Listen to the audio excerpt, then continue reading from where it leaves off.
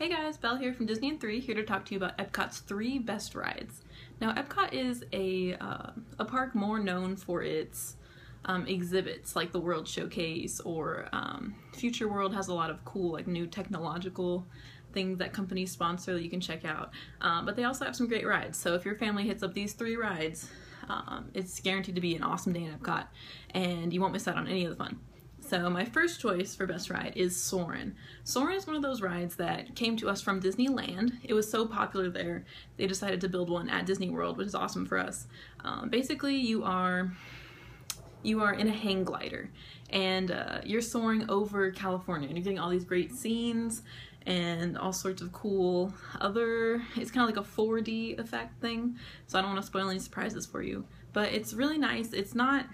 You're not actually super high, you're only about 30 feet off the ground, but it has this huge panoramic screen making it feel like you're soaring through the air. And it's a really cool ride. One thing to know about Soaring though is that the lines are incredibly long. Oh my god, I don't know what it is, but Epcot rides take forever.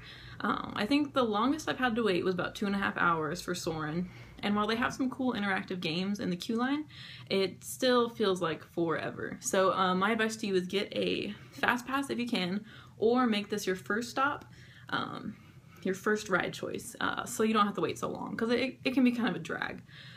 Okay, so second best ride is Test Track. Test Track is cool, especially if you're a fan of like cars. They have this simulator where you can kind of like design your own car and put it into your own car commercial. That was kind of cool, especially for kids. But basically you're a crash test dummy, and they're sending you through all the tests that a manufacturer would do to their cars, with of course like a Disney twist. So a really cool ride. It's not bad.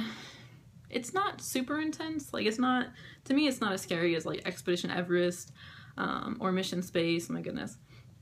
But it can be a little bit extreme, so just keep that in mind. I think kids would like it still, but it's also good if you get motion sick. This really shouldn't bother you. It's not really like a spinning ride or anything like that, but definitely check it out. Once again, this line takes forever. My first trip, we were in line at least 2 hours, and it was so boring, and oh my god, that was definitely the worst wait of the whole vacation. But if you're interested in Test Track, be sure to get a fast pass, or once again, make this your first ride of the day. Just head straight for Test Track before anybody can get there ahead of you, and your wait should only be 20 minutes tops. So definitely check that out ahead of time. Now, my third choice, the funny thing is I didn't even know it was a ride until I got to Disney World for the first time. It's in the giant golf ball at Epcot. There's actually a ride in there. So it's called Spaceship Earth. I think it's supposed to represent the future of Earth and how we all need to like work together for better tomorrow, stuff like that. But basically it takes you through a history of the civilization of man. And it's hard to explain, but there's a lot of great detail, some really cool scenes. Like, it's one of those rides that you would think wouldn't be that great until you actually go on it, and a lot of people fall in love with it. So I definitely ride it at least twice every trip. It's pretty cool. It's nice and long too. Some rides are only like 2 minutes. This one's at least 10.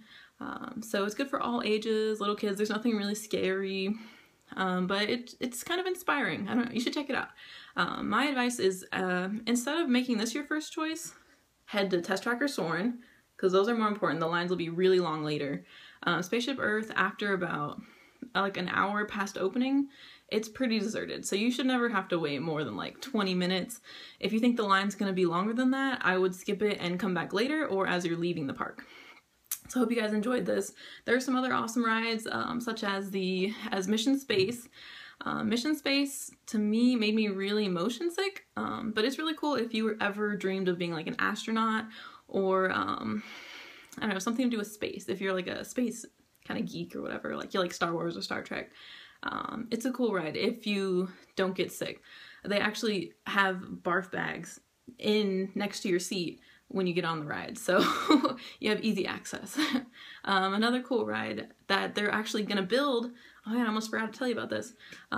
If you ever heard of the Maelstrom, it was this ride in the Norway Pavilion, and I thought it was a really weird ride. It was kind of cool. You should check it out on YouTube. Search Maelstrom. It's only been closed for about 10 months now, but it's a Norway themed ride, and there were like witches and trolls, and I thought it was actually kind of scary the first time I rode it. But they closed it down to make way for a new Frozen ride, so that'll be cool. I'm excited. Maelstrom was pretty cool, but if they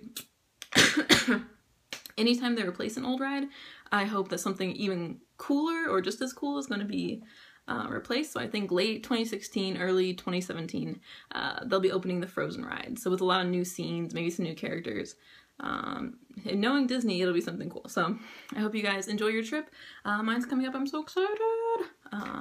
And I'll see you guys next time. Bye.